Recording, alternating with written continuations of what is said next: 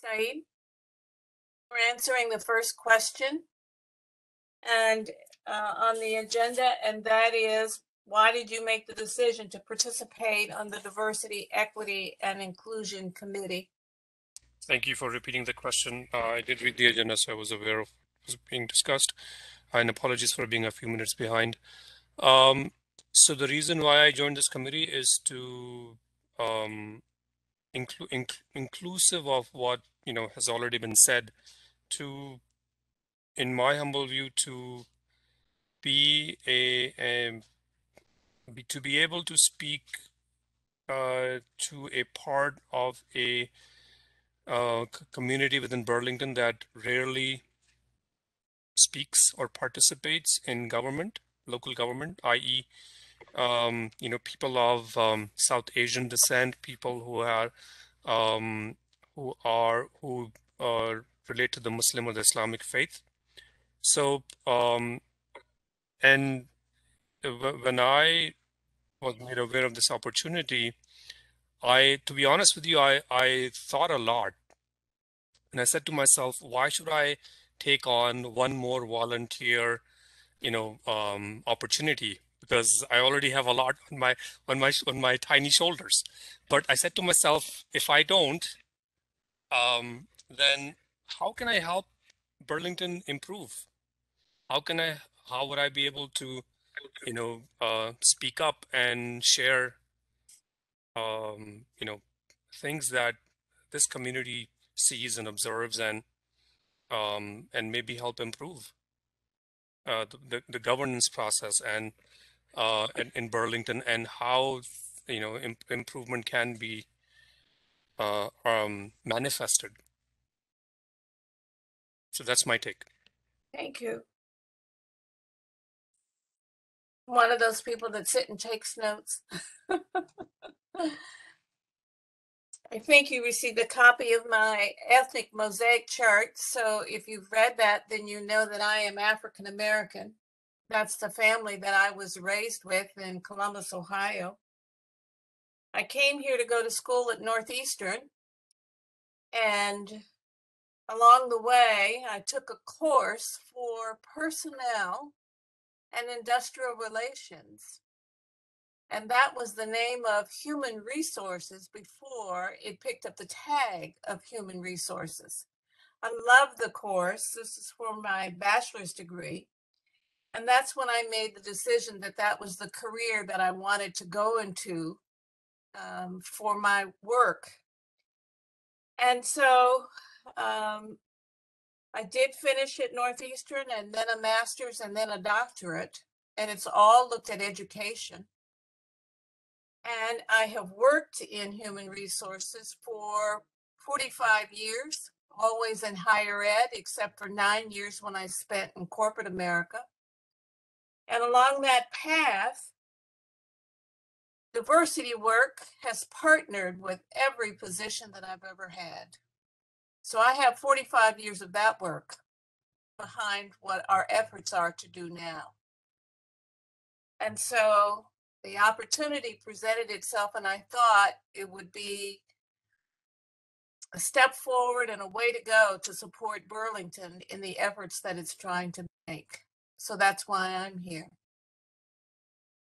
So thank you for your input, which is great. I do want to move on to the next topic, and that is to discuss and then vote on the definition for diversity, equity, and inclusion for the town of Burlington. And on the agenda, I provided the words that support each of those topics that we're discussing. And so we can move through the agenda and just mention it so everybody has it part of what we're talking about. And it's open for discussion as we go through it. Diversity is defined as variety, assortment, multiplicity, mixture. And what I listed on the agenda is the legal definition of ethnicity and race that is determined by the federal government.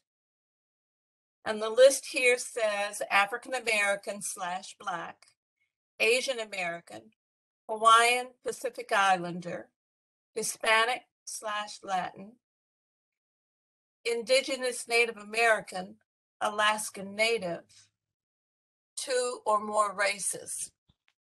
And when the government helps you to calculate who works in your organization, they total people of color with a percent. And they also provide Caucasian with a percent so that you can compare the two. Is there discussion that you want to have about the definition of diversity?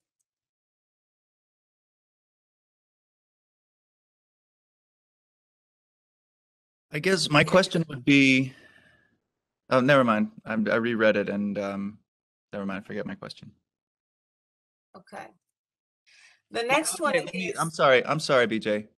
yes, Wouldn't it be more equitable to maybe have 2 results? And I mean, wouldn't it be more informative for us to know, and instead of just grouping every person of color into one category, to split or to delineate it out more to I mean, we can still consider the total number of people of color, but also to know the percentages of all of these categories and not lump any non-Caucasian person into one group.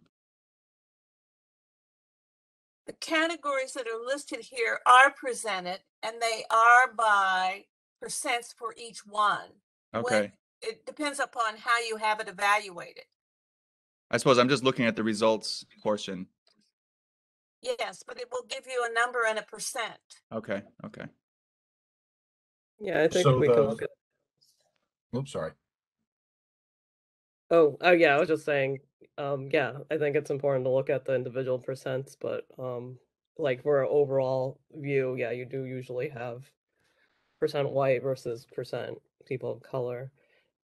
Just to add to the discussion, we have race in terms of diversity, but there's also, everything else, religion, culture, and age, gender identity, etc. Is that something we want to include here? Or I guess if we're including race, then maybe we should include the other categories. Religion is not calculated in any preparation that's done for the federal government. Okay, I think age is at least. So we Age could. is not given either when the data is collected for the federal government. So Okay. we're trying I was to. just looking at the census, and I thought there was it's age as like a category, like under 5 years, under 18 years, 65 and older. So it's pretty general. And then also gender, male and female. I mean, it doesn't take into account other gender identities, but yeah, that was just my piece there. Okay, thank you. Nick? Thank you. So as we define diversity, is it, and again, I apologize because I think that some of this process is going to be me recognizing my own ignorance. So please bear with me. Same. Is it important for us to have legal definitions of ethnicity, race, age, whatever in our definition of diversity? Or do we define diversity as we mean it, and then we can include categories as necessary based on, output that we're trying to ascertain on any given particular goal? What I've given you is the definition that's used by the federal government. When they calculate who lives in your town, it's by race and ethnicity. This is the category. Age is not collected here. Religion is not collected when you're examining who lives in your town. And so if you're looking for some further definition of it, then we'd have to specify how would that be used. All I'm proposing is that for our definition of diversity itself, we don't include any specific categories. We just define it as variety, assortment, multiplicity, mixture, with an antonym of uniformity. And then as we move forward, if we want to bring in categorization for percentage understanding, we can do so with that understanding in mind. If you're looking for a further definition of Asian American, it could be South Asian. No, I'm sorry. Maybe I'm not either saying it clearly, or I know my connection's a little wonky right now. All I'm saying is that, to me, it would make more sense to focus on the definition of diversity itself and then worry about categorization later. Okay, this is the category that's been used by the federal government for a number of years. And so to define it by race and color, such as Black, that's what's in there. But is there any further definition now? No, there is not. Saeed. So my question is, why are we dwelling on, or why should we dwell on the federal definition of diversity? Is there a reason behind that?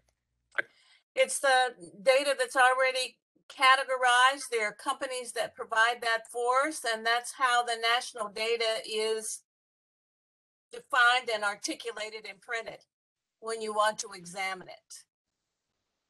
Okay, And yeah, so I get that is sorry, so it's okay. a measurable metric. But yeah, we're talking about the broader category. Sorry, go ahead. Yeah, I was going to say something similar to what just Nancy just said. I can understand that there can be some downstream effects of not using the definitions as used for or by the federal government. But if we imagine for a moment that we did not use those definitions, how big of a hurdle would it be for us, given your experience, BJ, to define diversity in differently and then look for metrics or data that can be of use?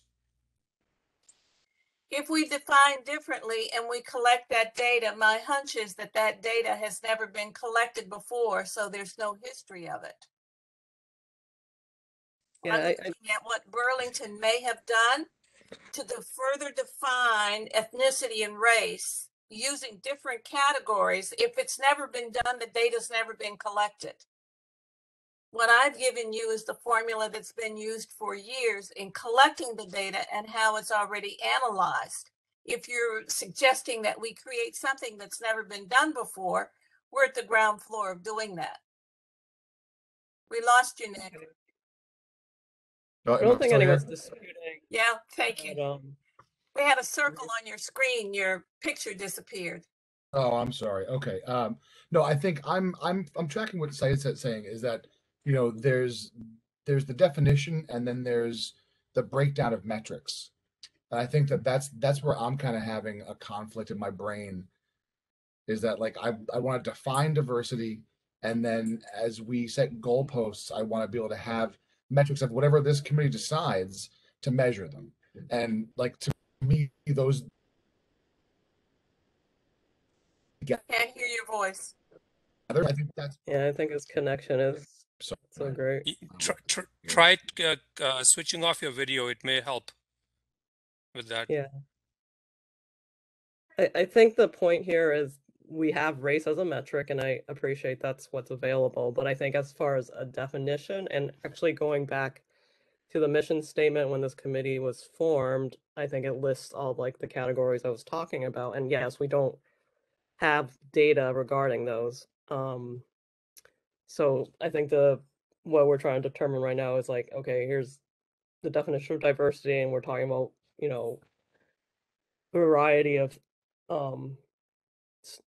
people and in these different categories. So that's one thing. And then the biggest piece of data we have is for ethnicity and race. Does that make sense? It does, but again, the categories I've given you is what has been tracked before.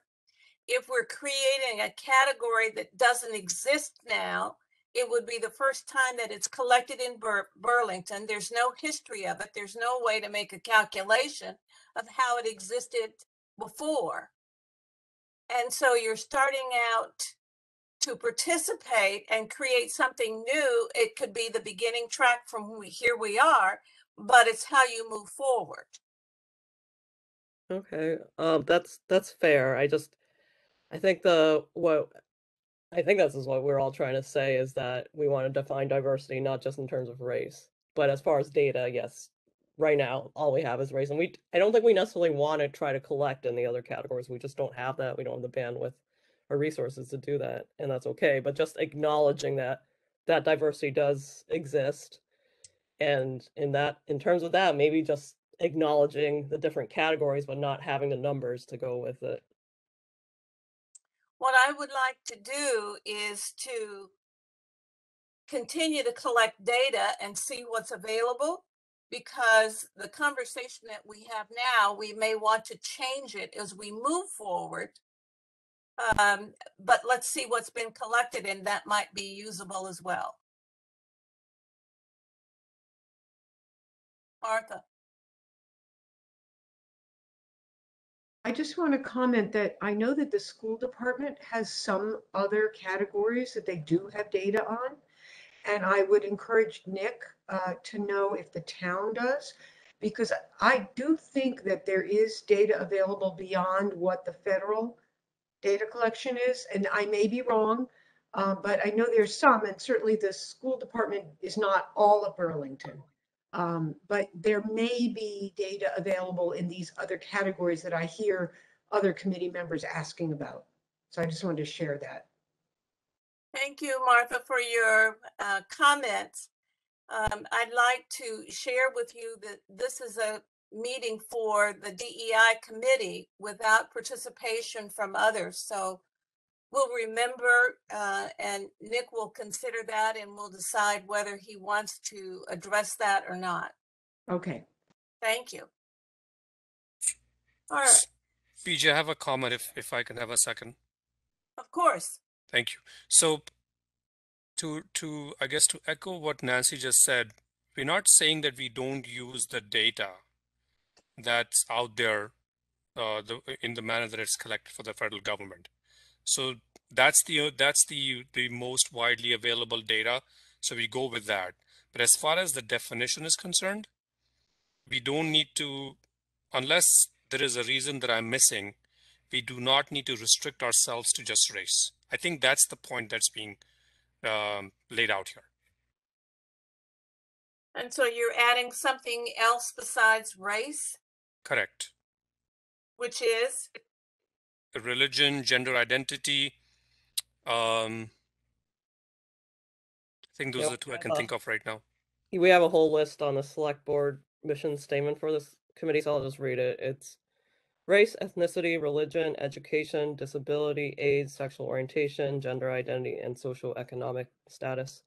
So there's a lot of things there, and obviously we're not going to be able to collect data there, and I think that's okay. I think we just want to acknowledge there is diversity of people with all those different categories. So, you know, even somebody who's white or black, there's also these other categories of what their religion is, what their education is, what their gender identity is, their disability or ability, and age. So that's the main point here. I think I'm wondering if this has to, you know, because you are very experienced, and I really think that's awesome that you're, you know, offering your expertise here and help guide us. In terms of industry and education and places you worked, I think the definition focused on race and trying to diversify, like whether it's the workforce or student body in terms of race, is that kind of why your definition is more focused on that?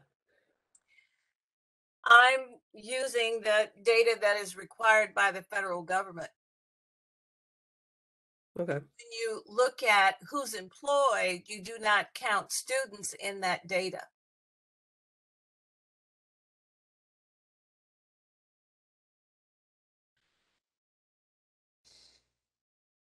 So do we want to now look at the definition of ethnicity or equity, as it says here? Fairness, impartiality, justice, and fair play.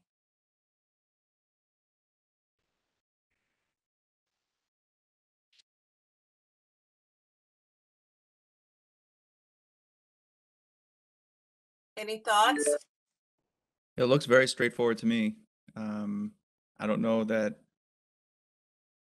there's any, it seems like those 4 words define equity fairly well, but my lived experience is different from everyone in this screen, so it could be that someone else has something else to say, you know what I mean?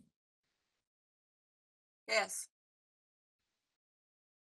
Other comments? Yeah. Again, I think in terms of qualifiers, which is kind of what we were getting at with the diversity, that it's a variety, but what is it a variety of? And again, with equity, I think I always think of it in terms of like providing opportunities for people. So trying to, make sure people have similar or equal opportunities. And that might mean, one person needs more help to have that same opportunity versus another one who might have more privilege. So that was what I wanted to say in regards to that definition. Thank you.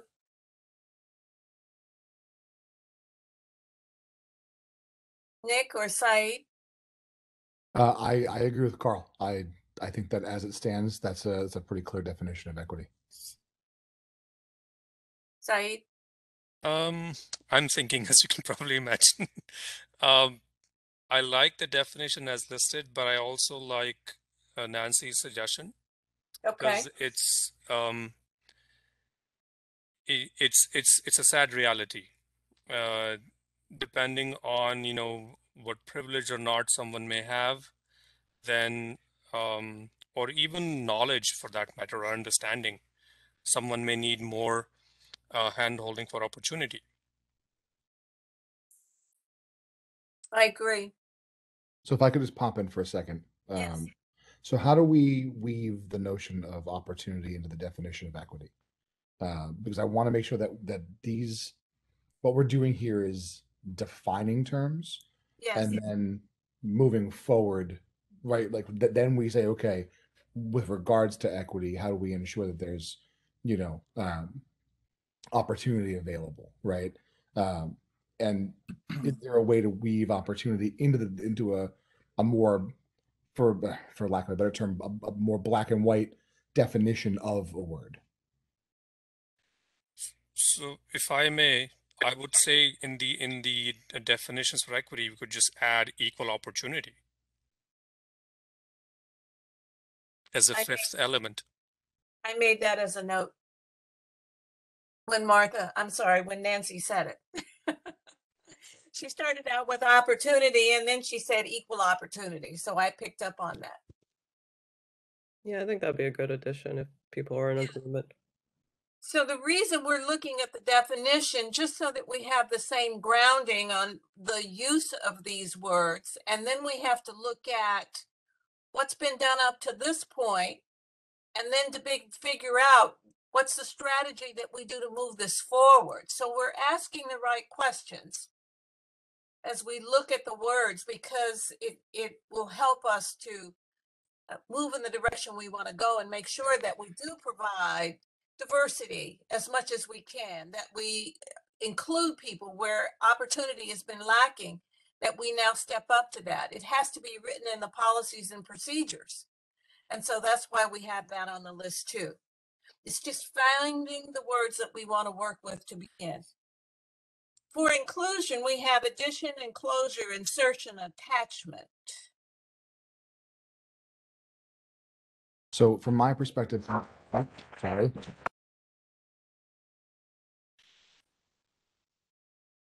Sorry, I can't hear you. Is it me? No, I like it was me. I muted it. My dog went berserk over a truck driving by. It's never a dull moment here in the priest household. And all of a sudden, while you were talking, my watch went off because I met 3 goals of standing, talking, moving, and I thought, I can't hear Mark. Nick, and he shut down. Just when you think it's the technology, it's just plain old human error. So enclosure felt strange to me when we're talking about inclusion. And I mean, that's just from a writer's perspective, is that like enclosure, you're literally trying to wall something off. And inclusion to me obviously seems much more of an inclusive term. Enclosure is the opposite of being excluded. And that's what happens to you often when you're a person of color, you're excluded, and we don't want to have that happen. It's to be provided, to be able to grasp, be able to participate, to know that you can be recognized and included in whatever happens. Okay, that's a new definition of that term. To me, I hear inclusion and exclusion and consider them the antonyms. I would have never, like my brain wouldn't have put together enclosure as a particular term. Yeah. Okay, so we've also put down policy, and we look at policy and procedure and practice. Policy is how the language Sorry, is written. BJ. Syed was going to add something. Oh, Yes, sorry. no worries. I was going to suggest that instead of using the word enclosure, we use the word involvement or involved.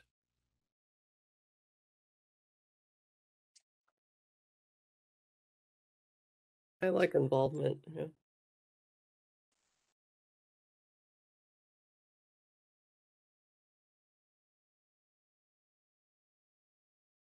Made a note. Thank you.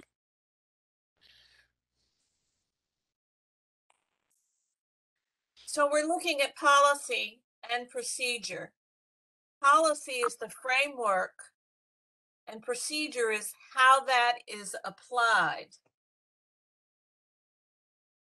And so we provide for policy. It's a rule, a strategy, a plan, a procedure, a program, course of action, guiding principles. Contract, document, certificate, statement, testament, record, schedule, and papers. It's anything that you have to back up how you want to guide people's behavior or performance. I think you said it right there, BJ. Framework or guiding principle, I think, would be the best, in my humble view, the best way of defining policy.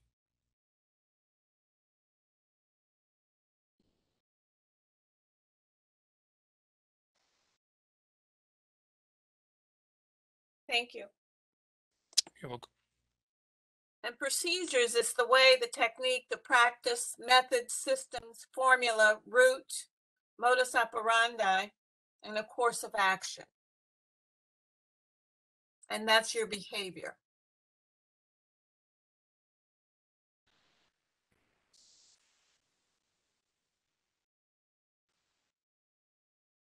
Any comments or thoughts?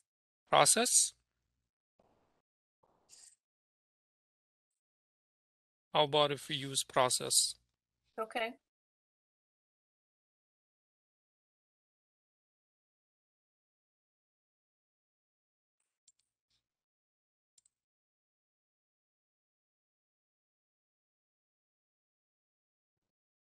All right. Let's move on to the next item on the agenda, and that is, Barbara, before we move on, sorry. yes, I know it was listed on the agenda. Do you want to vote on these tonight, or do you want to collect the edits, put it back out for the committee, and then vote at our next meeting? well, the rest of the list on the agenda says that we would collect data. Are you suggesting that we collect data? And No, look, I'm suggesting that or that we vote on diversity, second- equity, and inclusion? right. So the second agenda item is discuss and vote on the definitions for, and I didn't know if we wanted to, if you wanted to entertain a motion to, take in all of the edits and, vote on that tonight, or if you wanted to supply the committee back with a rewritten version as we've discussed based on the changes, and then at our next meeting actually take the vote. So tonight would be strictly for discussion, and then at our next meeting we would take a vote. I would like to see this committee have it entered into the minutes for this meeting, and that it's shared, and then we can vote when we get together next time. Okay, so tonight is strictly for discussion. We'll take a look at the edited version and then vote at our next meeting. Yes. Carl? So here's where I admit that my recording secretary skills are, for lack of a better word, lacking. and I'm taking notes the best I can, but I'm also observing you, BJ, also take notes. So would you be willing to share with me, just so when I send out the doc with the minutes on it for us to review, that it has accurate representation of what we decided on? Because I have the notes as best I can keep track, but I don't want to mess it up, I guess. I'll compare notes with you, yes. Thank you very much. I saw you waving your hand. Okay, are we ready for the next item on the agenda? Here I am proposing a formula for us to look at. When we gather information and we're trying to decide what's the direction we should go, I have listed here the elements that are around documenting what is the goal that we want to be successful in addressing. And the process includes a goal, decisions, action steps, results, and then evaluating the committee on the effort that we decided to move forward. I just shared that with you as a formula for thinking about how we're going to proceed, so that we have some aim of where our efforts are directed.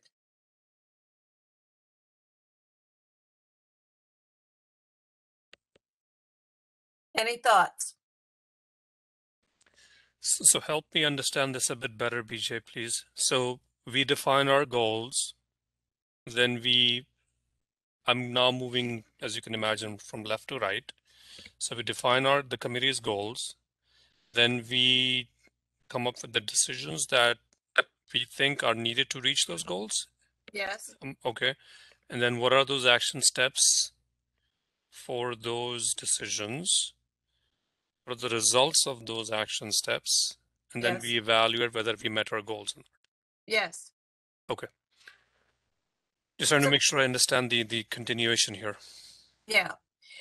The reason that we list decisions first is that before you proceed to address with action steps, you have to look at holistically what are the positive outcomes for your efforts, your search, and what are the negatives, and evaluate those before you make the decision. So it's part of your consciousness that you know there are things that may happen that we don't want to happen, but if they're there, we're going to address it. We aren't going to ignore it because it may be negative.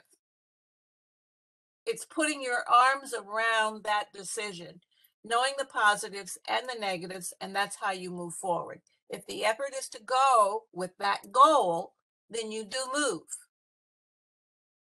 And after that is when you document what are the actions. And that's an effort that you put forth. And it may mean that you have to align that with the calendar. These are the steps we're going to take, and this is the time frame that we're going to accomplish it, so that we can look at the result.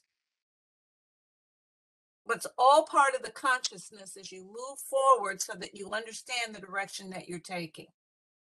And that fifth step of evaluating the performance, we have to evaluate how did we do in collecting information, making a decision, and implementing it.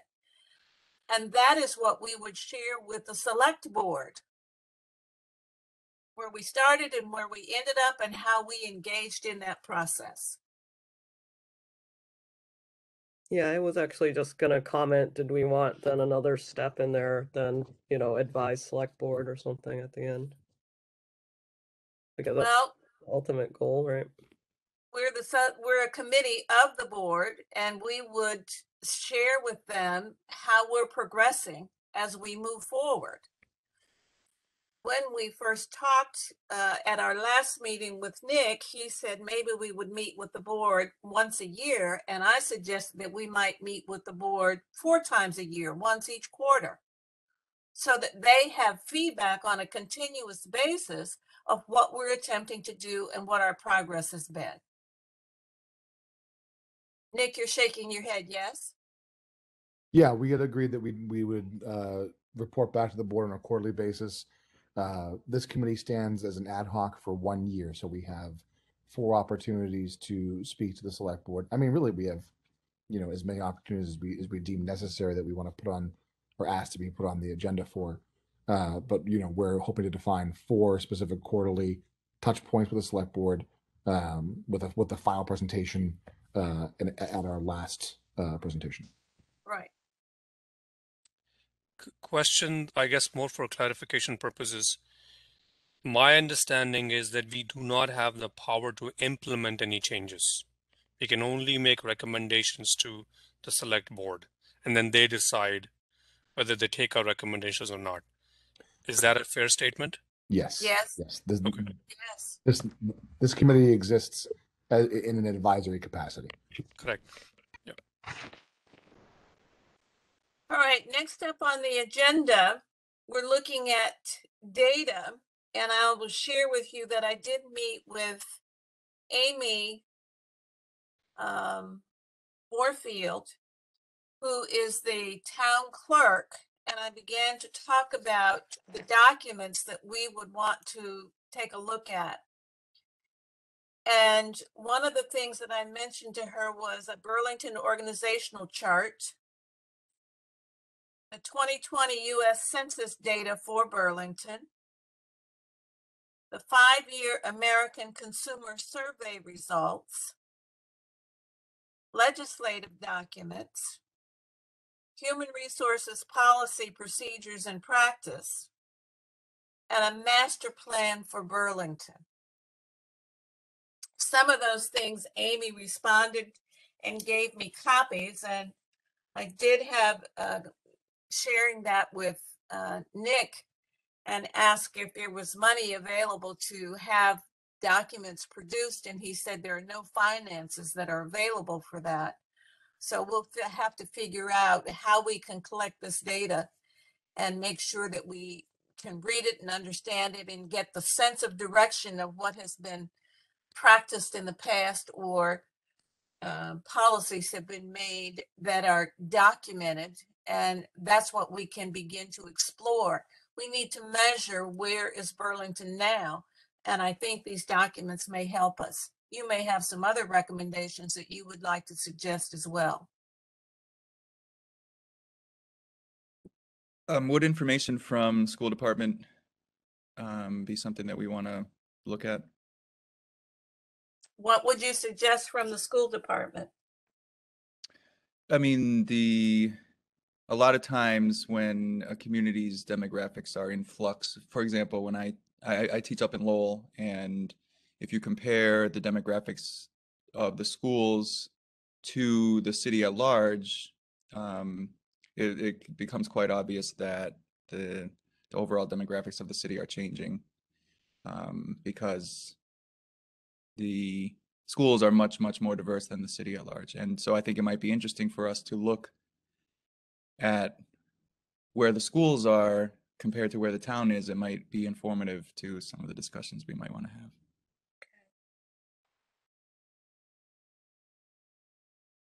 Regarding town policy, I actually have a copy of the affirmative action statement for the town of Burlington, and it was updated last in October of 1986.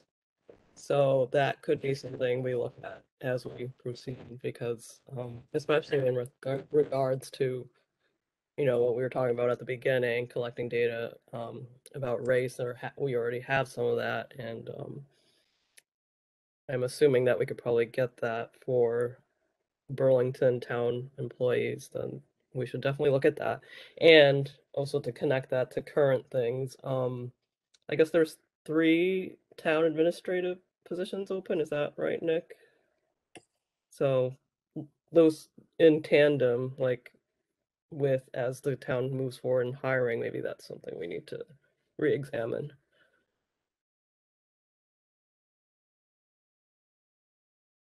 Sorry, Nancy, what did you say? What was the name of the document you have? It's the affirmative action policy statement. It's on the website. Thank you. Yeah. And to that point, just about it being on the website, strictly logistical, is things like the master plan and some of those other documents. I think we do have digital access to master plan for sure. Yes. That we can definitely share around digitally, and then anything that isn't digital, scanning something in is easy enough. I can either talk to the current administrative staff, or go just do it myself here with my home scanner, and digitize some stuff so that we can have easier access to it for sure. Right. Right. Okay. Are there other topics we should talk about?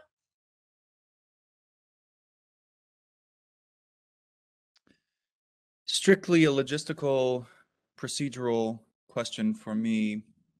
Do you all want to vote on the minutes? I sent you a link this afternoon, and apologies that it took me 2 weeks to get them together, but do you all want to vote to approve those and then I'll submit them to the clerk's office? Or I don't really know of any other procedure, if there is one.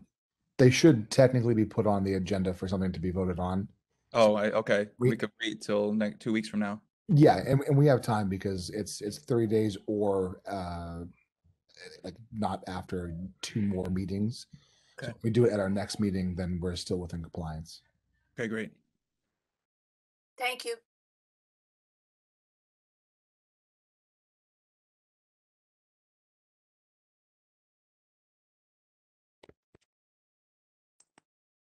Any other topics?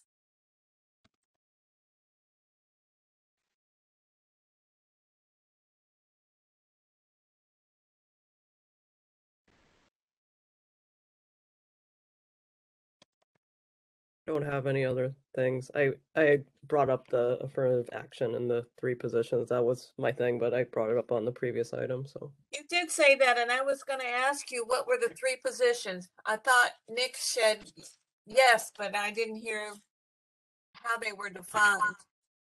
Yeah, there are 3 positions in the administration office, an admin 2 position, an admin 1 position, and then I forget how it's defined, but it's geared towards economic development. Thank you.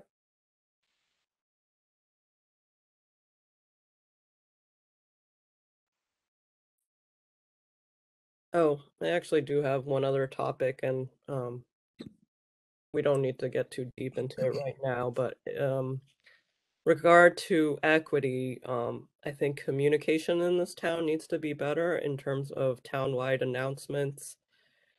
We do have the robocall system, which not necessarily everyone has gets calls from, and we do have the email, but again, not everybody gets emails too.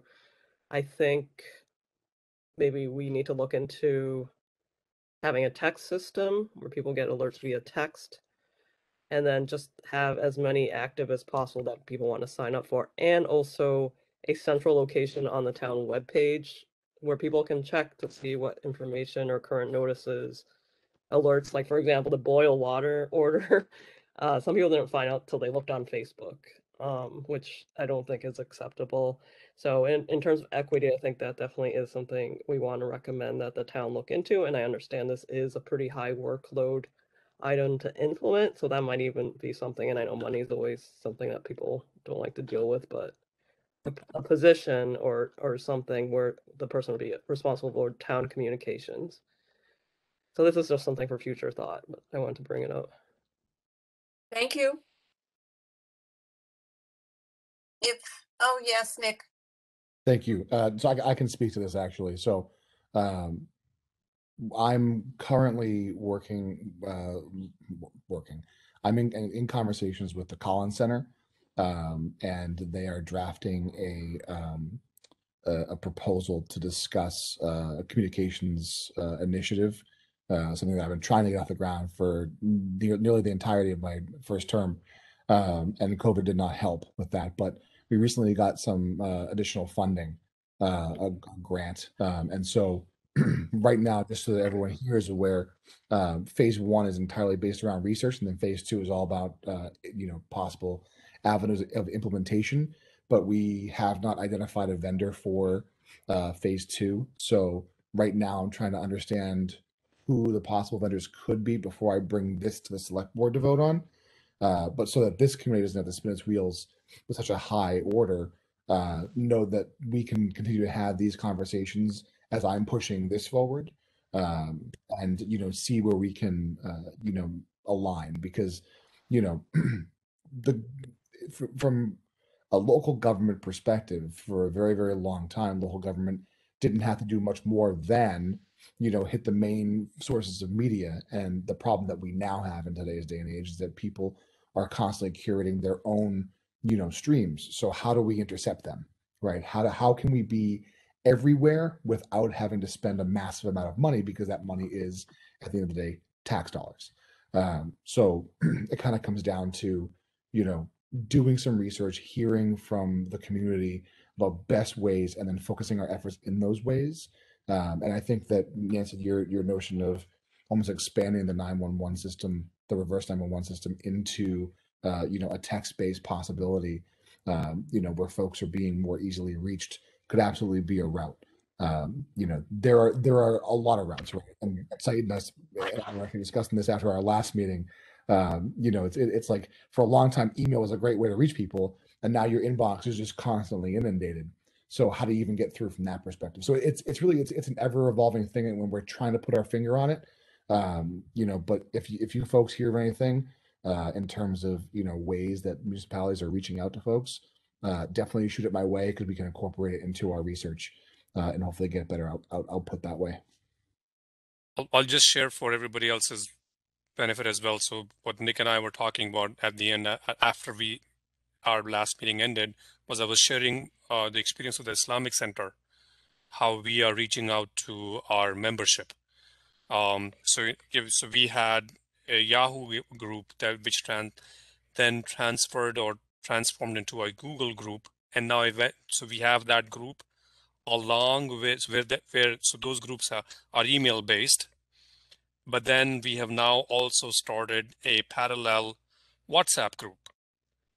And so, because guess what everybody has in their hands almost 24/7, it's their cell phones, and people aren't checking email all the time. So text and WhatsApp, everybody's, most people view almost instantaneously, or instantly, I should say. And so we have started using that. And what I was sharing with Nick was that if the town of Burlington wanted to go down that path, it'll probably have to pay some money to WhatsApp to do so.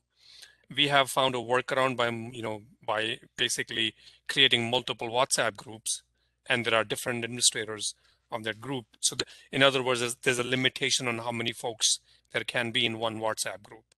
And to bypass that limitation, from my limited understanding, we have to pay, the provider for, to reach that limit.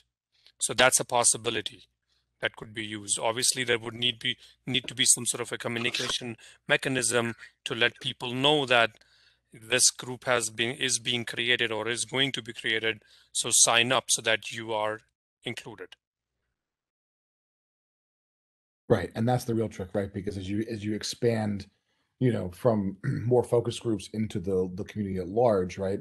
As we're all very well aware, our demographics expand exponentially. And so how can we reach everybody and, ask them to at least put the town of Burlington into their feed, so that they're recognized. Because we have the list of phone numbers, and that system does its job. But if your number's not in that system, then you're not gonna get a phone call, right? And the same applies for email and text and anything else. Is we have to educate, the entirety of our community to say, hey, every voice matters, and it's important that we're able to get a hold of you in the case of an emergency or an event or whatever it might be, and have folks opt in, so we can then push out. So finding that groove is going to take a little bit of time. But one that I know that a lot of folks within local government now, and even within the community, are asking for and saying, how can we make this work? And it's a new burden on local government, right? Is that we now have to take this responsibility on, to reach people. So we're just trying to go with the flow and figure out what makes the most sense. But like I said, any feedback you guys have is greatly appreciated. If it helps, sorry, BJ, go ahead. No, go ahead. I was going to say maybe check with if you have any contacts there in the what's the mass equivalent of FEMA? I'm blanking on the term all of a sudden. Don't they have a if I'm not mistaken, they have a mechanism through which they reach out to folks who may be affected with a natural calamity. So they may have already created that wheel. It's a great point. And without sounding like a complete goober, I think it's MEMA. I believe you're right. Just no federal, all Massachusetts. Fancy acronym, I know. But yeah, that's a great point. I'm taking notes now. In listening to this conversation, my sense is that this topic of communications seems to be broader and should be addressed through the select board rather than the committee that's looking at diversity, equity, and inclusion. Our focus is primarily on what's happening with people, and you're talking about broader communication about what's happening in town and the way to go and how to communicate with people, which affects everybody. I agree. And I would say where there's overlap is where the misses are, right? So, if we're focused on, the big picture, but this committee recognizes that perhaps from a socioeconomic standpoint, we're missing a certain subset of the population, right? Then we can identify that and fold that in. So while I agree that the topic of communication is a much broader tackle and is being dealt with by the select board, that I would hope that we as this committee can keep our eyes open for any, small pieces along the way. And as that communication plan moves forward, that we can kind of keep an eye on it. And maybe I can, depending on where it lands timeline wise, I can bring that, plan to this committee and we can make it a part of the conversation so that as a committee, we can look at it and say, are we missing anything? Do we have all of our bases covered? What about? And then go from there. Right. Yeah, I think it's important from an equity standpoint, and that's why I brought up multiple avenues of communication. But going back to, what are other towns doing, I think they have dedicated people, so I do think at least a position needs to be created. But you said you're kind of in the research phases of what is going to happen. So, well, and even too, Nancy, to kind of broaden back and shift over to something else that Barbara had mentioned about, looking at our organizational structure, right? Is it's very easy and also very, I don't want to say dangerous, but it can be a slippery slope when we just like pinpoint and identify positions to add into the fold. And what I've been hoping from an administration standpoint that we can do is take a larger step back and look at the organizational structure and say, okay, what at large do we need to change, right? Because we're talking about in the transportation committee, we're talking about a transportation coordinator, right? And we're talking about a communications individual, public, information individual, right? And it's very easy just to go plug and play, put that person in. But like the problem that we're having with the economic development piece and Melissa is that we threw her into this role because we said we need this role, and we did, and we do. But then we didn't realize the workload and the capacity around all of that. And so now we're having to readjust our organization to fold an administrative role into that to support her, right? And I mean, the goal was always to create a team in that space, but if we were, had the whole map kind of laid out and we were like, okay, we want this, we know we want that, and then we, made that happen, I think it would be a lot smoother for everyone. It would also be much more palatable for town meeting when, the topic of bodies and funding came, up. Because again, and I hate to beat a dead horse, I always think about the tax dollars because, when you increase the spend, you have to increase the revenue. Otherwise, we as residents wind up eating the cost. And we want to be doing so for all the right reasons. And I'm not saying that we're not. I'm just being that logistical pain in the rear end. Got it. Any other topics?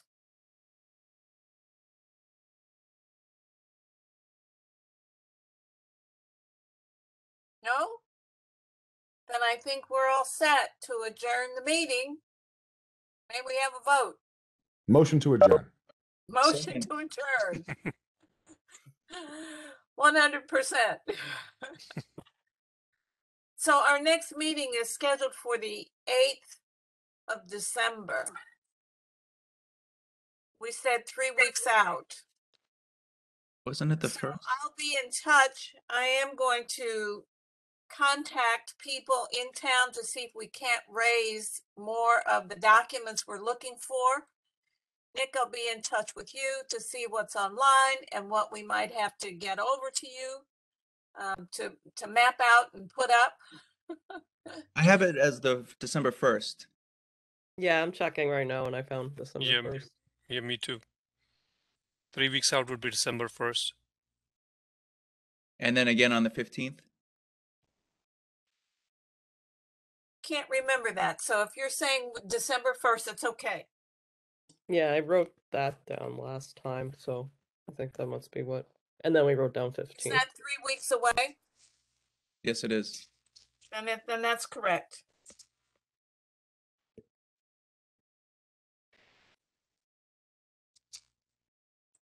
So I'll follow through and get the agenda over to Nick so we can get the first up, and we'll check in and see how we're doing in collecting data and what our next steps are. All set? Sounds good. Thank you, Nick. Thanks, Bye. everybody. Good Have a seeing good- everybody. Have a good night. You too. There. Bye-bye.